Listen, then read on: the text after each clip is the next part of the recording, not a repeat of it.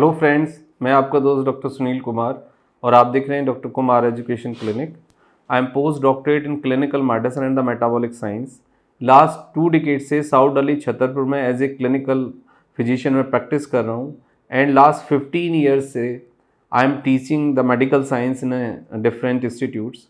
और जो मेरा 20 ईयर का क्लिनिकल एक्सपीरियंस है उसके आधार पे मैं आपको गाइड करूँगा और जो हमारा मेटाबॉलिक हेल्थ और क्लिनिकल डेटा और डायबिटीज़ के बारे में जो गाइडलाइन है उसके आधार पे मैं आपको गाइड करूँगा, क्योंकि फास्टिंग ब्लड शुगर एक बहुत बड़ी समस्या है। यदि ये चीज़ें आप फॉलो करें तो विद इन 3 डेज़ आप फास्टिंग ब्लड शुगर को काफ़ी हद तक कंट्रोल कर सकते हैं, नॉर्मलाइज कर सकते हैं। लेकिन कुछ बुनियादी बातें आपको समझनी होंगी। जब तक आप वो सब चीज़ें ठीक नहीं करेंगे, खाली मेडिसिन या इंसुलिन लेने से आपका फास्टिंग ब्लड शुगर ठीक नहीं होगा। जितने भी दुनिया में पेशेंट हैं डायबिटीज़ के, लगभग 60% लोगों को फास्टिंग ब्लड शुगर ज़्यादा रहता है या फिर एक्सट्रीमली लो रहता है। और ये दोनों ही कंडीशन हार्मफुल हैं, लाइफ थ्रेटनिंग है और ये ग्रेजुअली आपको बीमार, कमज़ोर और कॉम्प्लिकेटेड कंडीशंस पैदा करती हैं। तो इसको आपको समझने की ज़रूरत है।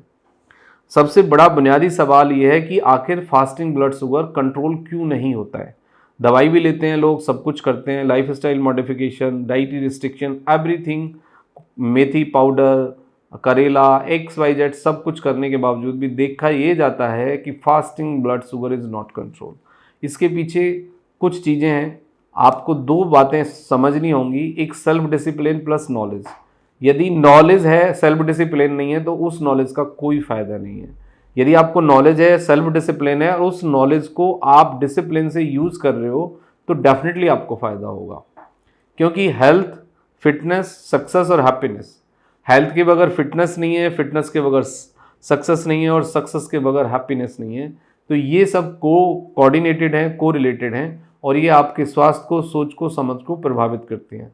सबसे पहला जो कारण है फास्टिंग ब्लड शुगर के पीछे, आप रात को कार्बोहाइड्रेट रिच खाना खाते हैं, यानी नाइट में चावल, चीनी, मैदा, आलू ये सब आपको नहीं खाना है। नाइट में आप चपाती खाइए मल्टीग्रेन आटे की, और आप दाल खाइए या फिर हरी सब्जी खाइए। यदि आप 10 o'clock सोते हैं तो आप 8 बजे खाना खा लीजिए।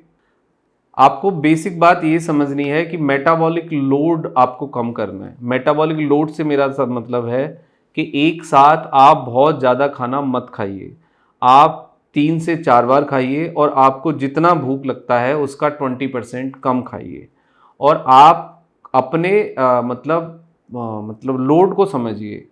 आपको लोड कम करना है। लोड कम करने का मतलब है कि आपका ग्लाइसेमिक इंडेक्स जो है वो कम वाला खाना आप खाइए। इसको समझने का एक बेसिक तरीका ये है कि देखो, पहले तो जिस फूड में ज़्यादा कार्बोहाइड्रेट मिलता है, मतलब जिस खाने से आपको तुरंत एनर्जी मिलती है, जैसे आलू है आपका, जैसे आपका चावल है, आपका शकरकंदी है, या आपके दूसरे कोल्ड ड्रिंक हैं, सॉफ्ट ड्रिंक हैं, हार्ड ड्रिंक हैं, इन सब में हाई ग्लाइसेमिक इंडेक्स है, बहुत ज़्यादा इससे कार्ब्स मिलता है, इससे बहुत ज़्यादा शुगर आपको मिलती है। ये फूड घटाइए।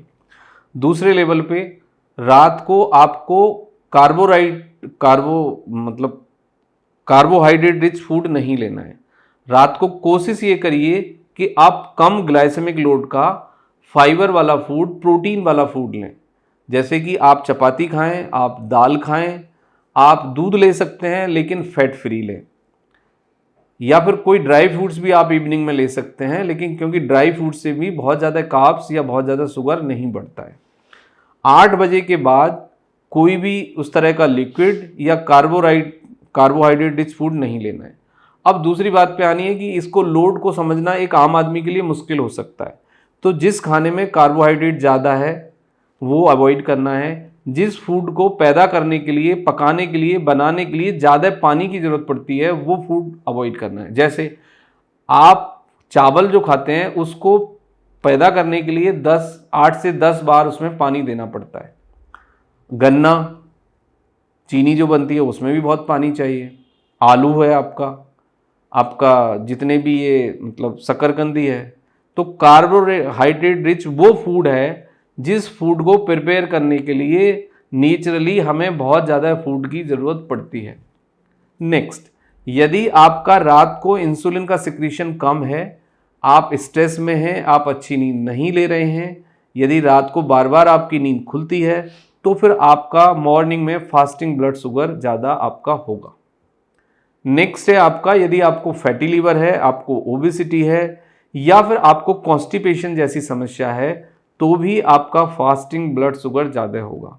तो फास्टिंग ब्लड शुगर को नॉर्मल करने का सबसे अच्छा तरीका ये है कि 8 बजे आप खाना खा लीजिए और 10 बजे आप 1 से 2 चम्मच ईसब घोल ले लीजिए भुस्सी गर्म पानी में, या आप हल्के गुनगुने दूध के साथ। इससे आप देखेंगे कि आपको फाइबर भी मिल गया है, शुगर आपका बढ़ा नहीं है, सुबह पेट भी साफ हो गया है, गट भी रेगुलेट हो गई है, और fasting blood sugar with in 3 days आप एक ड्रामेटिकल चेंज देखेंगे। यदि आपका 250 आता है तो विद इन 3 डेज आपका 150 से 170 के बीच फास्टिंग ब्लड शुगर आ जाएगा।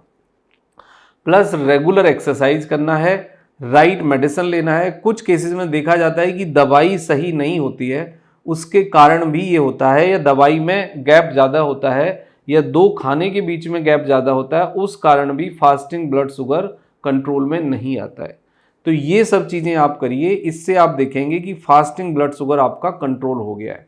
अब दूसरे पॉइंट पे, यदि आपका ट्राइग्लिसराइड बढ़ा हुआ है, आप ओबीज हैं, आपका फैटी लीवर है, तो आपको अपनी डायबिटीज़ की दवाइयों के साथ स्टेटिन यानी रोसोवास्टिन या एटरवास्टोस्टेटिन 20 मिलीग्राम या 40 milligram according the weight and height, यदि मोर देन 100 हैं तो 40 मिलीग्राम, यदि 70 से 90 के बीच हैं तो 20 मिलीग्राम रोसोवास्टिन स्टेटिन जिसे हम कहते हैं, वो आफ्टरनून में आप लें, जिससे आपका ब्लड पतला होगा और आपका डायबिटीज यानी शुगर भी धीरे धीरे नॉर्मलाइज हो जाएगा।